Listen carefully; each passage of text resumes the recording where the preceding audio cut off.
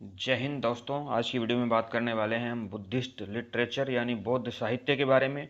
मैं आपने देखा होगा इंग्लिश में भी वीडियो बनाता हूँ, हिंदी में भी वीडियो बनाता हूँ, लेकिन मैं दोनों भाषाओं में ही आपको समझाता हूँ। भाषा जो है कभी भी एक समस्या नहीं रहती है, आपके कॉन्सेप्ट क्लियर होने चाहिए। तो आप हिंदी भाषी हैं या इंग्लिश जानते हैं, दोनों ही भाषाओं के स्टूडेंट इस वीडियो को देख सकते हैं, क्योंकि मैं दोनों भाषाओं में बात करता रहता हूँ। द बुद्धिस्ट लिटरेचर जो है वो मुख्य रूप से पाली लैंग्वेज में लिखी गई है। इसके अलावा कुछ लिटरेचर जो है वो प्राकृत में और संस्कृत में भी है, लेकिन मुख्य भाषा जो है वो पाली है। तो अगर आपसे पूछा जाए कि बुद्धिस्ट लिटरेचर यानी बौद्ध साहित्य की मुख्य भाषा क्या है, तो वो पाली है। ठीक है, BPL करके आप याद कर सकते हैं, BPL Buddhist Pali. The Buddhist literature can be divided as Tripitakas. जो बुद्धिस्ट लिटरेचर है, बौद्ध साहित्य है, उसे तीन पिटकाओं में बांट दिया गया है, त्रिपिटकास में बांट दिया गया है। और त्रिपिटका शब्द का मतलब होता है बास्केट ऑफ नॉलेज, यानी नॉलेज की छबड़ी।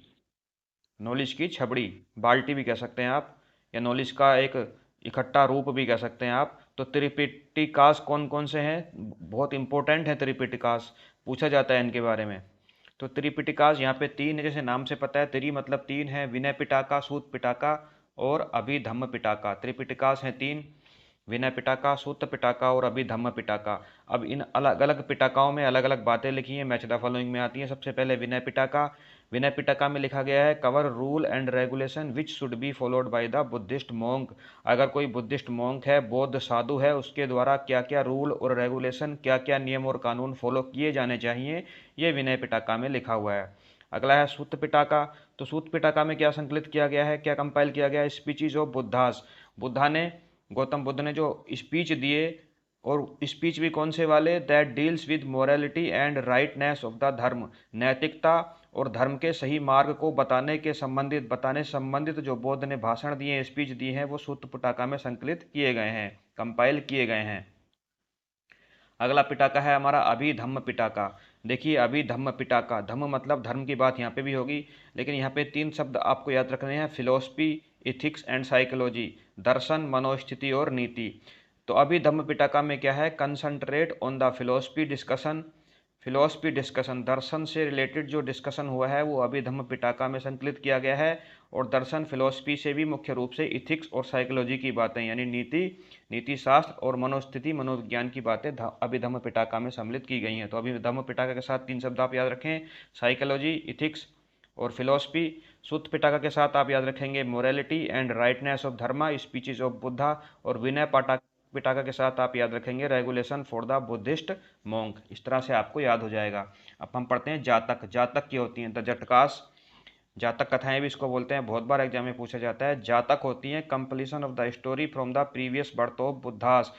गौतम बुद्ध ने, महात्मा बुद्ध ने बुद्ध जी का जन्म लेने से पहले, ऐसा माना जाता है, 50 और जन्म लिए।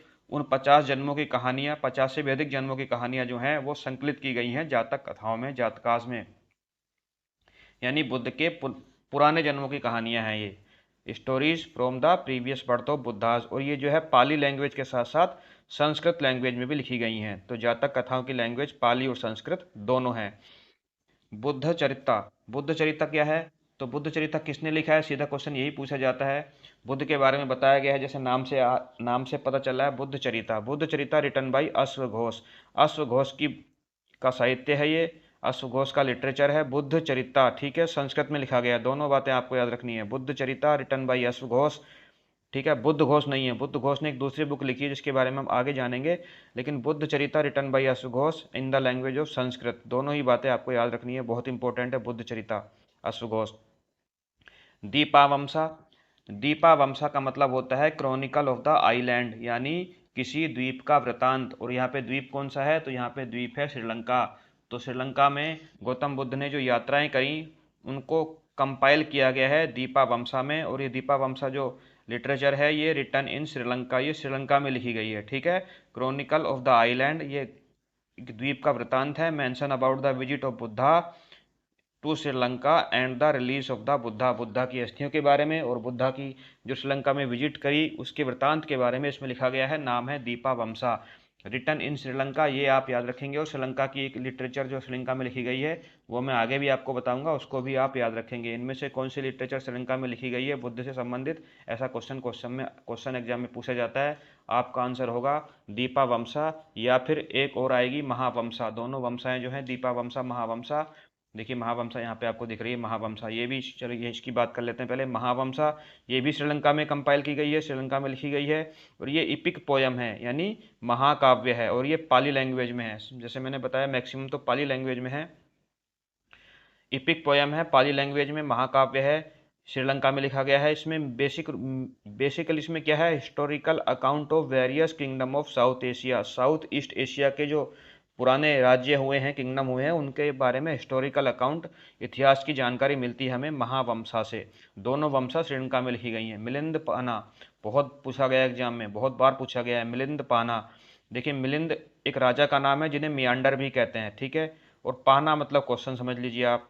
तो मिलिंद पाहना मतलब मिलिंद ने जो क्वेश्चन पूछे, means question of the Melinda, Melinda के द्वारा पूछे गए क्वेश्चन इसके अंदर जो हैं वो कंपाइल किए गए हैं। क्वेश्चन को किससे पूछे गए मिलिंद ने, तो मिलिंद या मियंडर, एक ही का ही नाम है, मिलिंद भी बोलते हैं मियंडर भी बोलते हैं। तो मियंडर राजा ने बुद्धिस्ट मोंक नागसेन से जो क्वेश्चन पूछे, जो डायलॉग हुई, उनके बीच में जो बातचीत हुई, वो सारी की सारी मिलिंद पाना में कंपाइल करी गई है। यहाँ पे आपको क्या याद रखना है, मिलिंद पाना में question of the Milinda and dialogue between king Menander, Menander Milinda एक ही बात है, और नागसेन बुद्धिस्ट मोंक, बुद्ध साधु कौन है, नागसेन, नागसेन मियंडर क्वेश्चन मिलिंद पाना, इस तरह से आपको याद हो जाएगा। चलिए यहाँ तक हमारे इंपॉर्टेंट वाले थे, लेकिन इसमें मैंने सारे ही कवर कर लिए हैं। अब कुछ और भी हम 3-4 और बच गए हैं, उन्हें भी कवर कर ही लेते हैं। आप चाहे तो यहीं तक देखने के बाद वीडियो को स्किप कर सकते हैं, नोट्स बना सकते हैं, लेकिन ये 3-4 और हैं, ज़्यादा पूछे नहीं जाते, लेकिन हम यहाँ पे इसको कवर करेंगे। ललित विस्तार सूत्र, ललित विस्तार सूत्र, विस्तार मतलब बड़े रूप में वर्णन होगा, तो the play in full, Lalit विस्तार सूत्र का मतलब होता है द प्ले इन फुल यानी पूरी कहानी। और किसकी कहानी है इसमें, इसमें है story of life of Buddha, Buddha के जन्म की, बुद्ध के जीवन की कहानी है। टिल हिज फर्स्ट sermon इन सारनाथ, सारनाथ में गौतम बुद्ध ने जो अपना पहला उपदेश दिया, जन्म से लेके वहां तक की, उपदेश देने तक की जो सारी कहानी है, वो ललित विस्तार सूत्र में लिखी गई है, ठीक है। और जो बुद्ध धर्म है उसके दो संप्रदाय होते हैं, हीनयान और महायान। तो महायान संप्रदाय जो है, जो महायान सेक्ट के लोग हैं, उनके लिए ये टेक्स्ट ललित विस्तार सूत्र काफ़ी इंपॉर्टेंट माना जाता है। चलिए Udana, one of the oldest text, पुराने जो साहित्य हैं, पुराने जो लिटरेचर हैं बौद्ध धर्म के, उसमें से एक ये भी है उड़ाना। इसमें आपको याद रखना है contain story of blind man and elephant, अंधे आदमी और हाथी की कहानी इसके अंदर है, बस इतना याद रखना है आपको। कहानी क्या है, कैसे है, क्यों है, वो आपको याद नहीं रखना। हाँ ये से समझिए कि अंधे आदमी ने हाथी को उड़ा दिया, तो ब्लाइंड मैन एंड एलिफेंट की कहानी बौद्ध धर्म से रिलेटेड उड़ाना लिटरेचर के अंदर कंपाइल की गई है। चलिए Abhidharma Moksha, Abhidharma Moksha, written by the Vasubandhu. देखिए नाम याद रखेंगे, वासुबंध ने लिखी है, संस्कृत में लिखी है, मैक्सिमम पाली में लिखी है, लेकिन अगर कोई लैंग्वेज, कोई लिटरेचर संस्कृत में लिखी गई है तो वो पूछी जाती है। तो Abhidharma Moksha written by Vasubandhu, Vasubandhu in Sanskrit language, और इसमें डिस्कशन होता है अभिधर्म के बारे में, अभिधर्म के बारे में डिस्कशन है इस लिटरेचर के अंदर। आपको याद रखना है रिटन बाय वासुबंधा, लैंग्वेज है संस्कृत। विशुद्धि मागा, विशुद्धि मागा, जैसे मैंने आपको पहले पीछे बताया था, बुद्ध चरिता किसने लिखा था, अश्व घोष ने। और मैंने आपको बताया था कि एक बुक जो है वो बुद्ध घोष ने भी लिखी है, तो बुद्ध घोष के द्वारा लिखी गई बुक यही है, विशुद्धि मागा, विशुद्धि मागा रिटन बाय बुद्ध घोष, याद रखेंगे आप। विशुद्धि मागा, मार्ग नहीं है, Visuddhimagga written by Buddhaghosa, content discussion of various teaching of Gautam Buddha, Buddha के द्वारा दी गई अनेक जो तरह तरह की शिक्षाएं हैं उनको कंटेन करता है Visuddhimagga written by Buddhaghosa. Last है हमारा, last never the least, Mahavastu, Mahavastu, Mahavastu में क्या है, जो जातक कथाएं मैंने आपको बताई वो सारी की सारी एक साथ कंपाइल कर दी गई है महावास्तु के अंदर। महावास्तु कंटेन जातक टेल्स, जातक कथाएं को कंटेन्स करता है, रिटन इन मिक्स्ड लैंग्वेज, और जातक महावास्तु मिक्स्ड लैंग्वेज में लिखी गई है, संस्कृत में भी, पाली में भी और प्राकृत लैंग्वेज में भी है। संस्कृत में, पाली में और प्राकृत तीनों भाषाओं में इस किताब में कंपाइलेशन किया गया है महावास्तु के अंदर। तो महावास्तु को आप याद रखेंगे संस्कृत, पाली और प्राकृत के साथ। अभिधर्म मोक्षा को याद रखेंगे आप संस्कृत के साथ, ठीक है। अभिधर्म मोक्षा किसके साथ आप याद रखेंगे, संस्कृत के साथ। और इसमें पीछे भी संस्कृत में आया था, जातक कथाओं में भी मैंने आपको बताया था संस्कृत का इस्तेमाल किया गया है, ठीक है। और जो बुद्ध चरिता है ये भी संस्कृत में लिखी गई है। इसके अलावा सारी की सारी जो लिटरेचर है वो पाली लैंग्वेज में लिखी गई है, संस्कृत वाली मैंने आपको 3 बता दी। तो इस तरह से हमारी वीडियो ये यहीं पर समाप्त होती है। मिलते हैं अगली वीडियो में जो होगी जैन लिटरेचर के बारे में। अगर वीडियो पसंद आई है, लाइक आई है, कुछ भी नई जानकारी मिली है तो लाइक कीजिएगा और ज़रूरतमंद लोगों के साथ शेयर ज़रूर कीजिएगा।